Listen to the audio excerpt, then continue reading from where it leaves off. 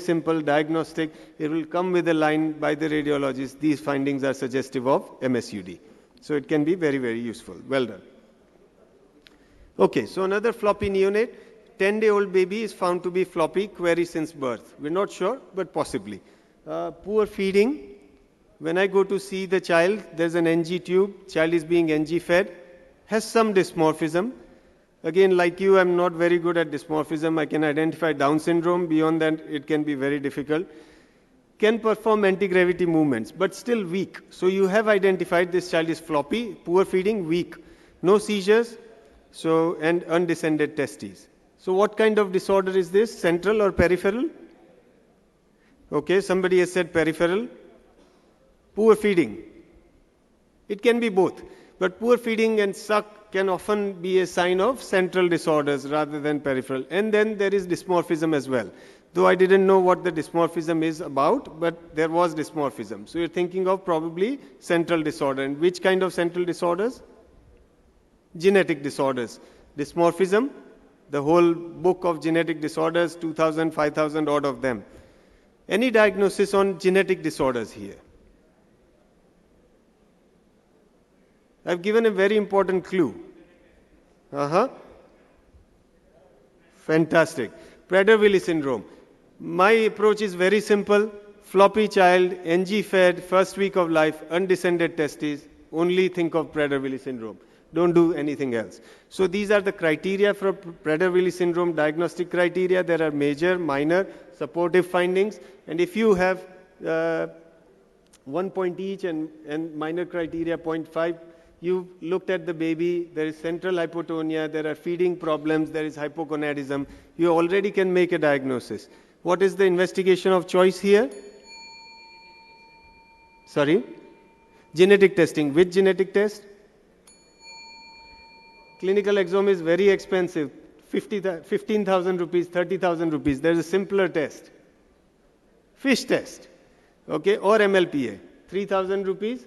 It'll be back in 2-3 days. So forget about clinical exome. You've made a clinical diagnosis. Why go for clinical exome? So we do that, but that is useful there. So again, this child with Prader-Willi syndrome, and you can see on fish test or MLPA, you can easily diagnose Prader-Willi. Okay, another floppy 5-month-old female child who was born without any concerns. Parents say that she was doing well till 4 months of age. Hypotonia, mild head leg on examination, weakness in lower limbs predominantly. There are absent reflexes as you examine. Mild distal atrophy is also seen. So central or peripheral?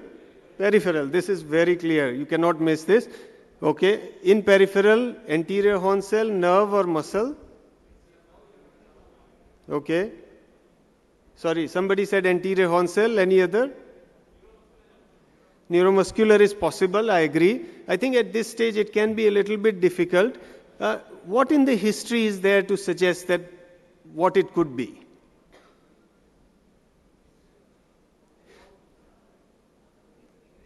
Yes, exactly. So the child was doing very well till 4 months of age, but there was some regression. If you listen to the parents carefully, they are never wrong. So in this child, so what is the diagnosis then, Ketan bhai? SMA, absolutely. So this is one disorder that has become very interesting. It is so common. What is the carrier frequency of SMA? 1 in 40. So from this room, 10 of us are probably carriers of SMA. Okay? It is that common. Okay. So, and the disease rate is quite frequent. So that's why you see a lot of SMA type 1. So very important to know about the clinical presentation, early diagnosis. So SMA 1, 2, 3, 4, we're talking about SMA 1 here, depending on the age. Again, simple test, not clinical exome. You need MLPA for SMN gene. In Ahmedabad labs or Surat labs, it will cost you about 4,000-5,000 rupees. The result is back in 5 days. Nowadays you also need copy numbers like this. So don't send PCR, send MLPA now. Why? Because there are treatments available. And depending on the copy number, you will decide what treatment. We've all heard about the injection of 16 crore rupees. One of our patients from Gujarat has taken it, and that is Zolxan SMA. Yeah. Last two slides. I'll finish shortly. So again, the treatment is available. Remember, the earlier the treatment, the better the outcome in these patients, even after spending 16 crores. So if you help identify the patient at 3 months of life, the outcome is going to be much better than 7 months of life. Last presentation, 5-month-old, hypotonia, weak, head leg, poor anti-gravity movement of upper and lower limb, absent reflexes, no atrophy, tented lip, some swallowing difficulties as well. So again, we're thinking of peripheral, mild facial weakness is there. So what is a clue for that? Myopathies and dystrophies, very good. So congenital myopathy or muscular dystrophy, just last slide. So basically myopathies are thought to be intrasarcoplasmic, muscular dystrophies are outside the muscle or the layer of it. That's the main difference. They can present in very similar ways, though CPK will be very high in congenital muscular dystrophy. So do a CPK. MRI can be abnormal in muscular dystrophy. It will be normal in myopathies. Think of the other things. Often genetic testing is what helps you. And so to summarize, it is important to recognize hypotonia with or without weakness. History taking is very important. Physical examination will be very important. Think about central versus peripheral, and each condition will have its own different management, so investigation and prognosis. Thank you very much for your attention. Thank you, sir, for this wonderful session. I would like to invite Dr. Digan Shastri to felicitate Dr. Siddharth. Yeah, we can take a question each for the previous 3 talks. Any questions? For viral respiratory infections, for upper airway emergencies, for neuroregression, and for floppy infants? Yes, Dr. Digant has a...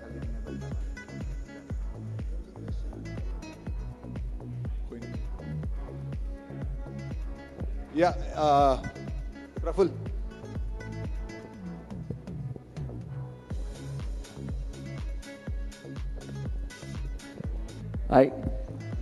Can I ask 2 questions or only 1 question? So first question is to Nirmal Bhai.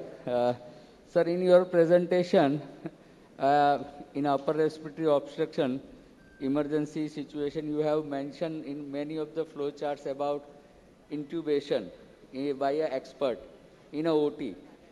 But there are primary care pediatricians where they don't have the facility for intubation in the OT. So what should be the action by, at that level? That is a one question. Another is that there is no mention about tracheostomy anywhere in the flow charts. So is there any role of tracheostomy in upper respiratory obstruction? I spoke about the tracheostomy because I did not take with this algorithm of the difficult intubation. In difficult intubation, if you are not in a position, then it's better to go for the tracheostomy. See, I said laryngeal airway mask, and then about the cricothyroidotomy, needle cricothyroidotomy, and then the tracheostomy. So if you are in doubt and it's a really serious case, and then it is better to call a pediatric surgeon and get the tracheostomy done. I think that is the most easy part to do. And if you know the child is very sick, there's a severe work of breathing is there, there's a lot of retraction and you can't visualize the airway, then you try to give oxygen by the mask at the highest level, 10 liter or 12 liter per minute. But otherwise don't try to disturb the child, because the child is otherwise whenever you disturb it, then sometimes the obstruction increases because of the reflux spasm. So whatever is the best comfortable position, even the child may be in the lap of the mother. So you continue with the oxygen and try to deliver the oxygen as much as possible. But if there is a complete obstruction, then whatever the easily available thing you can do, just like putting a needle on this called cartilage, below that, we have to save the child. But attempting the intubation, if you are not competent, then it will deteriorate the child. See. And I think each and every child give some time for call for emergency help, and that would be better. Thank you, sir. Sure. Thank you. Question to Raju Bhai about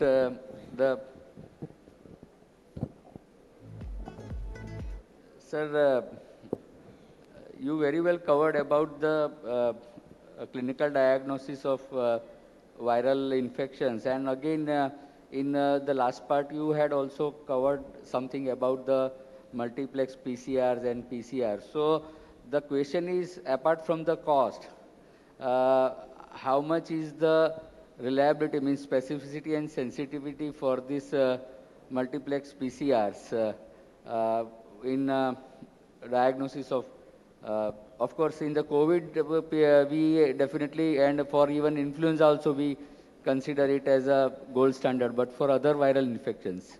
No, for viral infections as such, RT-PCR is a excellent test. And if the stand-alone RT-PCRs are available, the sensitivity and specificity is much, much higher.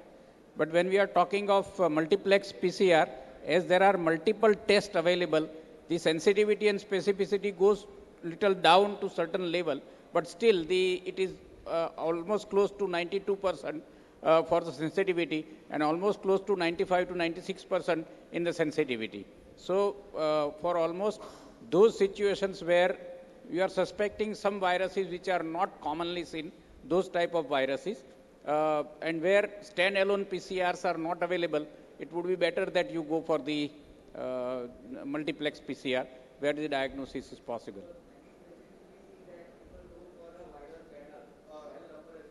No, it's not needed or not necessary in all the situations.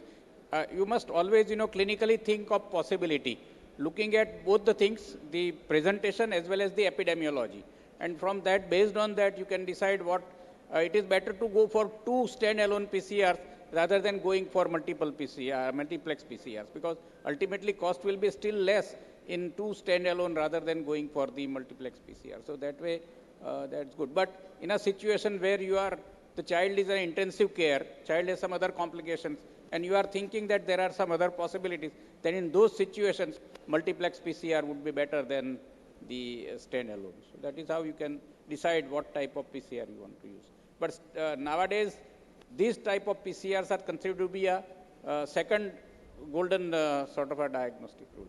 As you know, viral cultures were considered to be a golden rule, but now even the multiplex PCRs are also, so sensitivity, specificities are very good for that. Thank you. Thank you. We may proceed to the next session. For that, I would like to invite Dr. Tushar Shah to deliver his talk on clinical update on PCV and hepatitis A vaccine.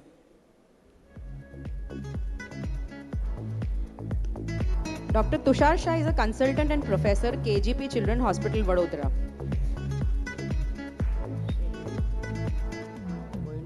A couple of you had questions. We can, Dr. Siddharth and Dr. Ritesh can take them in the lunch. Thank you. So, thank you very much, and good morning to one and all present here. It's my pleasure, privilege, and honor to be standing here in front of you and talking on this very important, vital, and a vibrant topic, which has become suddenly very hot because of the new kid on the block, and that is talking about updates on PCV and hepatitis A vaccine.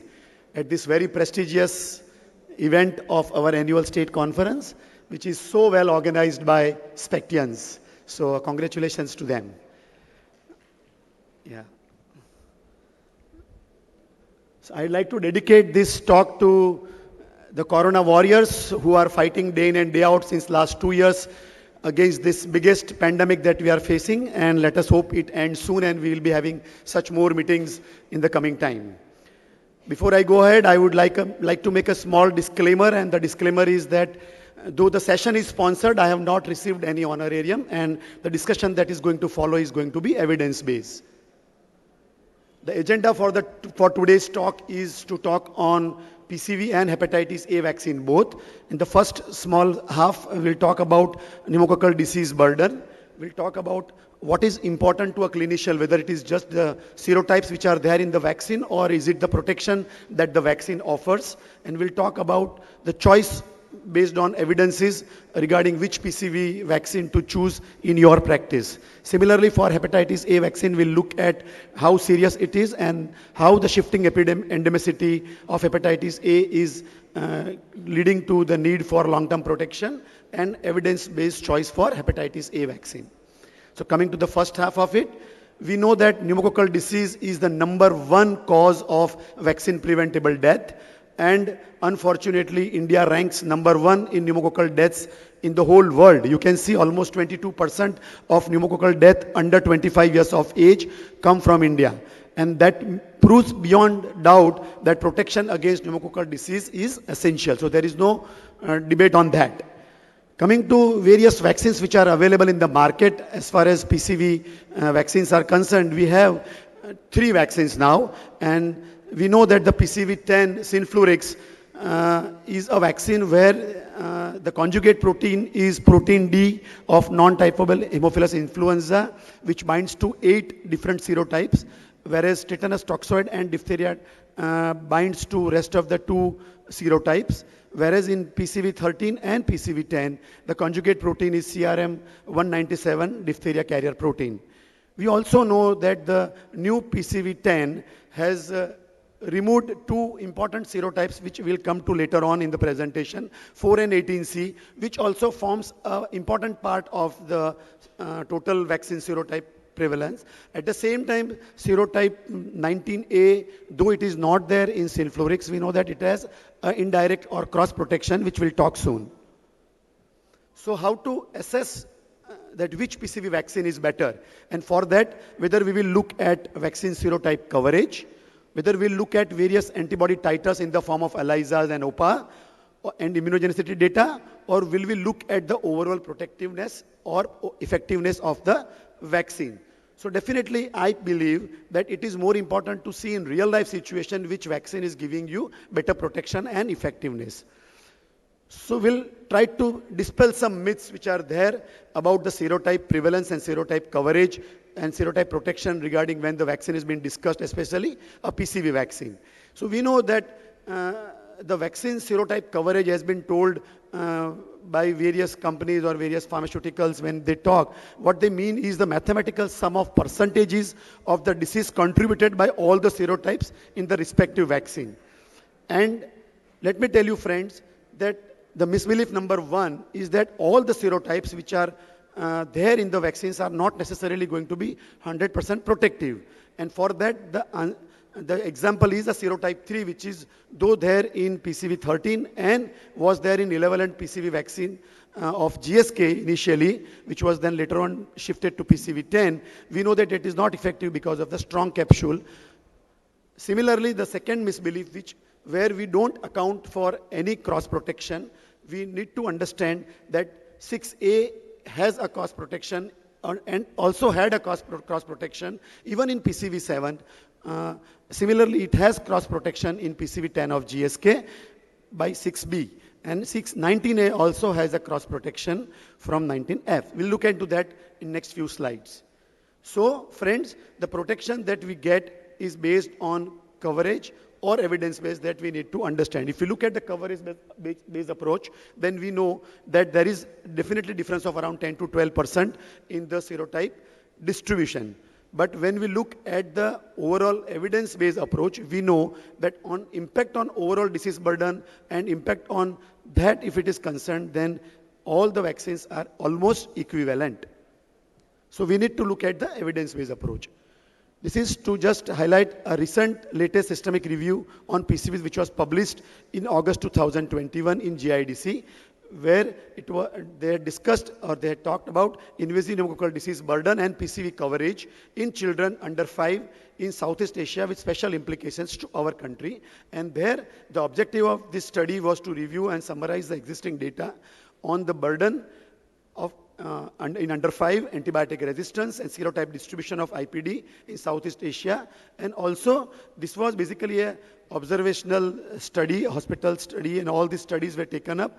And between 2008 to 2018, total 49 articles were included in final analysis, which were published over 10 years. And they had also discussed about the direct protection and the cross protection. And in this, they had seen that the vaccine serotype, which if you look at that way only, then the 67.3% for Silflurix 72.8% for the new PCV10 and 78.4% for Previnar was there as far as the serotype distribution was concerned.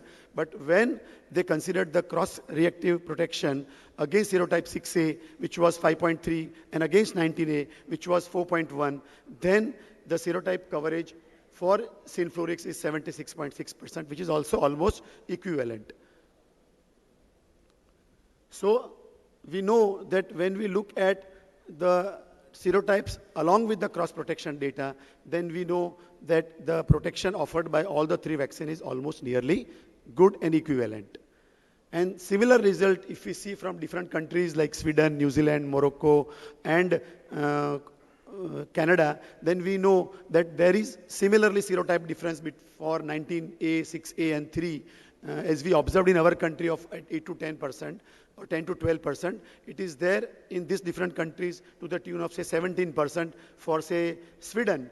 And there also they observed that when they looked at the effectiveness data on the comparison of IPD protection offered by Silflurix and PCV13, the impact was almost same for a pre-PCV to post-PCV phase. And similarly in New Zealand, also when they compared IPD protection, it was same, even though there was difference in serotype coverage difference between the two vaccines. Similarly, in Canada, at Quebec, also when they compared IPD protection, it was almost same between Silflurix and PCV13, and also same in the Morocco data. So as you can see from different country data also, we know that additional serotype coverage does not result in higher protection, but it is almost same.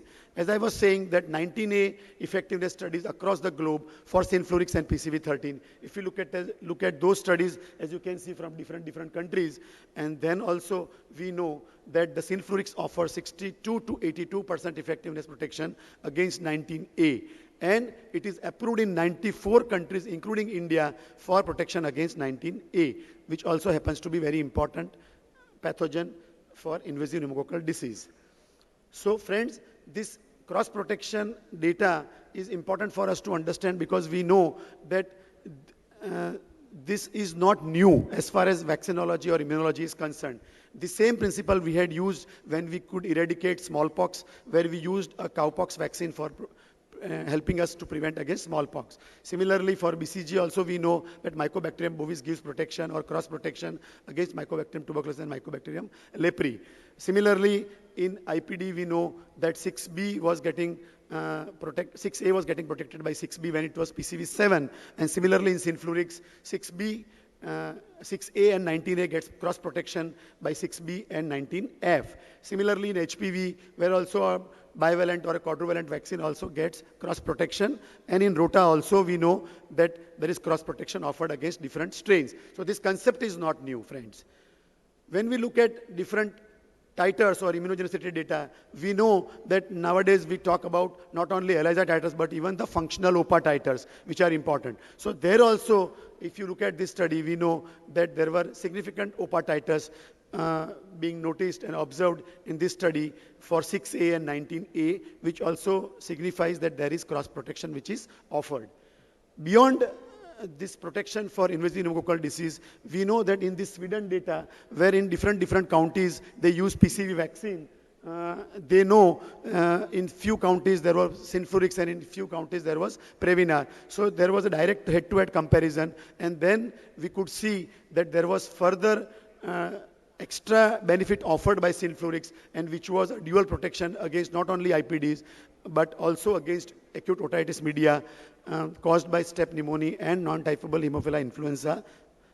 So that is an added advantage. So if we compare all the three vaccines, we know that as far as immunogenicity and safety is concerned, all the three vaccines have good amount of data. But when we look at efficacy, effectiveness, dual protection, schedule flexibility, and use in special population like preterms, we know that there is no adequate data for the new vaccine which is recently being launched, whereas there is adequate and optimum data for rest of the two vaccines.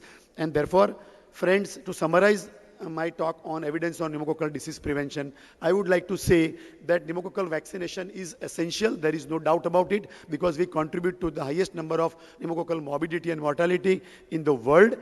choice of PCV vaccination should be based on overall protection offered and not just on the serotype content alone.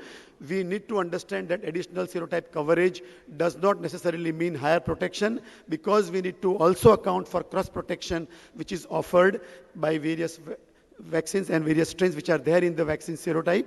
And we also have an added advantage here with Synflorix, where it gives dual protection against IPD and AOM both. Coming to the second half of presentation, which is going to be a rapid one, on hepatitis A vaccination and understanding the dynamics of shifting endemicity. Friends, we know that if we get hepatitis A infection in early childhood, then the disease is mild, at times subclinical, and we don't have more symptoms, and it usually is passed on, giving some good immunity to that particular child. But nowadays, with the improving living standards, we know that there is shifting endemicity and shifting epidemiology of hepatitis A vaccine.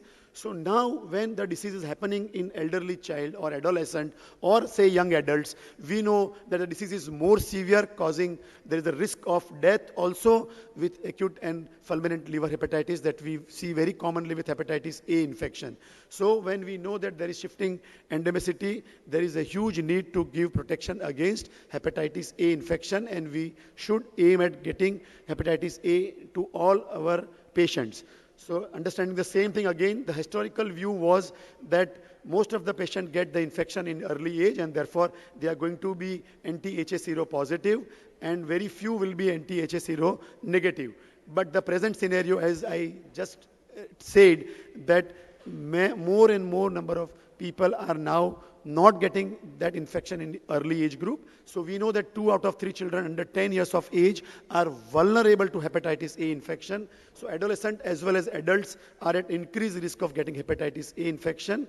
And that is the reason why we see a lot of infection in this age group. And not only infections, even we see a lot of outbreaks in this age group. So as you can see that there are a lot of reviews and data being published 2005 onwards, about 38 publications which talk of increasing number of adolescents and young adults getting infection by hepatitis A and even complications, and increasing number of outbreaks. So this means that there is a huge need to give protection and give long-term protection so that they are being taken care of even in adolescent and young adult age group. So when you have to choose a vaccine, the key parameters to evaluate a hepatitis A vaccine, we need to look at different things, which includes immunogenicity, long-term protection, real-world data, and the safety profile. So this is true for any vaccine for that matter. And when we talk of, say, Havrix, we know that as compared, this is an inactivated hepatitis A vaccine as compared to a live vaccine which is available also in the market.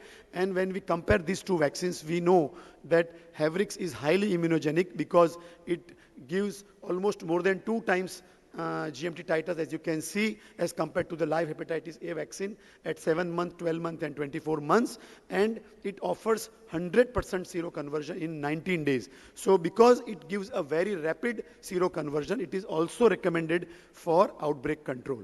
And when we look at live hepatitis A vaccine immunogenicity, we also understand that there is some primary vaccination failure. So it is not 100%. So almost say 91% around, as per this study data which was published in Indian Pediatrics in 2015 by the group. And there almost 13 children out of 141 where there were vaccine failures, and that means that there is 9% primary vaccination failure, and that is the reason why many of us still continue giving 2 doses instead of 1 dose of hepatitis A vaccine, which is also being recommended. And because it gives a slow and delayed uptake and low uptake, it is not recommended for outbreak control. We also know, based on these various calculations of antibody GMCs, kinetics, and mathematical modeling, that Havrix can provide a long-term protection at least up to 50 years of age. So it gives a very long-term protection, which is very, very essential because we are seeing shifting epidemiology and we need to give long-term protection. When we compared it with a live vaccine, we know that there is some declining titers over years as far as the data from China and India both are concerned.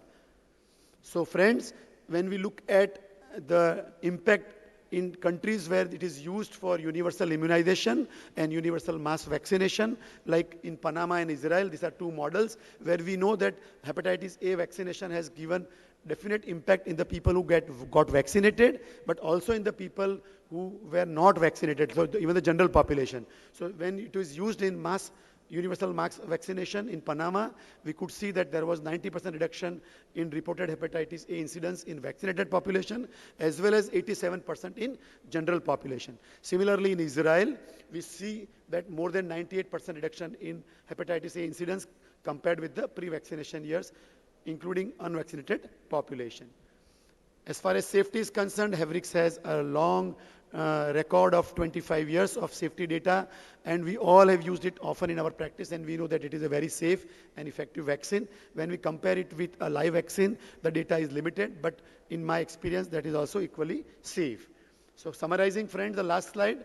The large population of adolescent and young adults are now vulnerable to hepatitis A infection in India because of the shifting epidemiology, because of the improved living standards, hygienic, this water and safe drinking water and everything. We know that the whole disease burden is shifting to young adults and adolescents. So we need to give protection which is long-term and established, and therefore we need to resort to Havrix, which is trusted globally for more than 29 years. So thank you, friends, for your patient listening. And if there are some questions, I can